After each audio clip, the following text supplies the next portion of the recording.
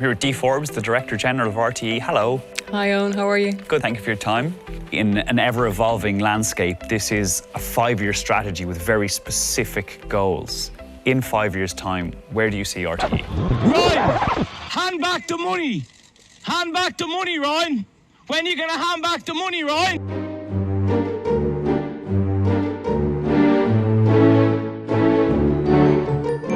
I see RTE playing a vital role in the creative economy. I see it as a driver in the creative economy. It doesn't get more creative than faking a pandemic and getting RTE viewers to queue up for liability-free injections they don't need for an imaginary virus. Former Director General Dee Forbes certainly fulfilled her 5-year plan for Ireland's national broadcaster, even if it ended in disgrace. Her former mentor and open depopulationist Ted Turner must be very proud. You know, a visionary and inspirational individual who had a very clear mission and vision. And I got to work with Ted on a number of occasions because I ran the sales team. That's how I started out in the broadcast world. And Ted loved everybody who handled the money because that was his background. I used to say, I think money's the way you keep count or something like that. Absolutely. And he had this phrase as well, early to bed, early to rise, make lots of money and don't forget to advertise. That was his sort of, 3 or 4 lines. And he would say this everywhere you'd go with him to a client. God, the old days. They were brilliant, absolutely. So Ted, I was basically a mid-level executive. But every time he came to London, he would seek me out. He would want to know what was happening in the business. He would come and see a few clients, and they loved him. Since her abrupt departure from RTE in June 2023 over the Ryan Tubridy secret payment scandal, Dee Forbes has disappeared, unwilling to answer questions about the rise in excess deaths in Ireland since the rollout of the COVID-19 so-called vaccines. Eurostat figures show 2 years of constant above-average mortality for Ireland. Basically, there's a lot of people thinking about it, and working on it. I am, and we just got to keep with it. We can't really afford to lose this one, and it's not just climate change. Climate change is a symptom of overpopulation and too many people using too much stuff. What we have to do is we've got to stabilize the population, and quickly. Because we can't handle 9 billion people. With 6.7 billion, when I was born in 1938, there were only 2 billion people in the world.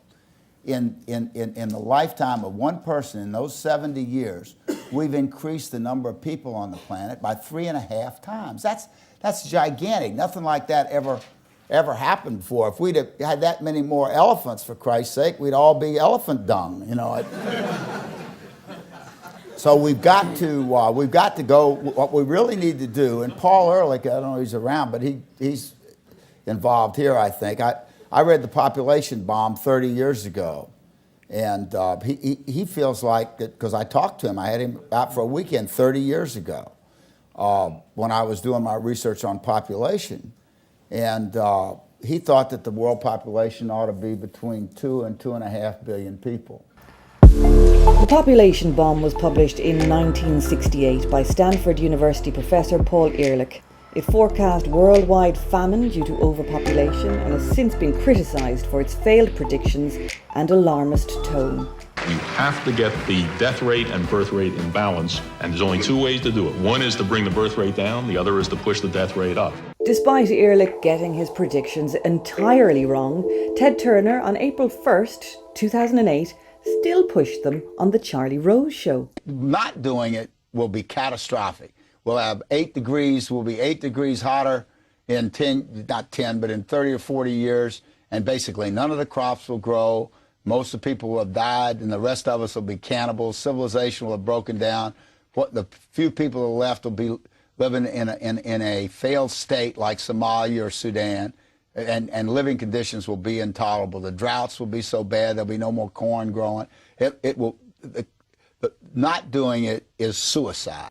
The question remains, has Dee Forbes been used to oversee a depopulation agenda under the guise of a fake pandemic using a fake virus followed by a fake vaccine? Natalie, are you nervous at this point, or are you excited? I'm excited. You know, it's bringing Karen, great you can hope. keep going. Yeah, Perfect. great hope and positivity for the future. You know, try to get our lives back to normal. So, no, I'm really excited now to get the vaccine. And you'll have a second dose, obviously. This is the That's first you of done, 2. Natalie? Yeah. And in about, 3 weeks' time 3 you get weeks' time, yeah. And then you are... Vaccinated. Right? Vaccinated. That's essentially you in the Well clear. done, Natalie. Yeah. Congratulations, Fantastic. everybody. We Thank got our you. first vaccination tonight. That's such good news. That's great. Congratulations. Thank you. Ireland's excess deaths figures indicate she's been instrumental. Where is Dee Forbes now? We need answers.